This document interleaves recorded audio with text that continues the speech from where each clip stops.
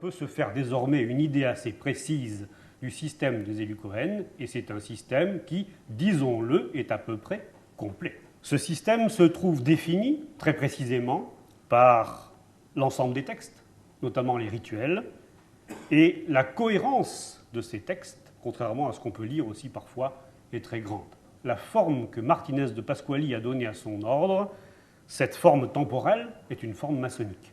Les grades, on l'a dit, les grades des élus Cohen sont dotés de rituels, de catéchismes, d'instructions, d'explications secrètes, qui en font véritablement un rite maçonnique. À la base du système, 3 grades symboliques, les grades bleus, qui sont remis en une seule cérémonie. Ce sont les 3 grades remis en un, comme le dit Martinez lui-même. Puis, au-dessus de ces 3 grades classiques, apprenti, compagnon, maître, donc, il y a un grade qu'on pourrait dire intermédiaire, qui est un grade fondamental. C'est le maître élu, 4e grade. Et l'importance du 4, encore, une fois encore, nous permet de comprendre comment l'arithmosophie, elle aussi, peut se lire dans le système des grades proprement Cohen. Ce grade de maître élu, donc, en imitation du grand élu, qui est le Christ. Ensuite, une 3e classe, celle dite des forts marqués.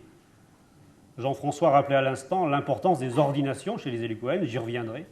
Fort marqué, la marque est en effet le signe de l'ordination. Apprenti Cohen, compagnon Cohen, maître Cohen sont donc les noms de ces 3 grades qui composent la 3e classe de l'ordre. Les 4 dernières classes, surnommées grand architecte, en réalité il s'agit du grade de grand maître Cohen, comme le dit Martinez lui-même, puis chevalier d'Orient, puis commandeur d'Orient, apprenti Réaucroix, et enfin un grade dont on a parlé, le Réaucroix, ultime grade du système. Cette ultime classe de l'ordre n'a compté sans doute guère plus d'une dizaine ou d'une douzaine d'élus, ordonnés comme tels par Martinez de Pasquali.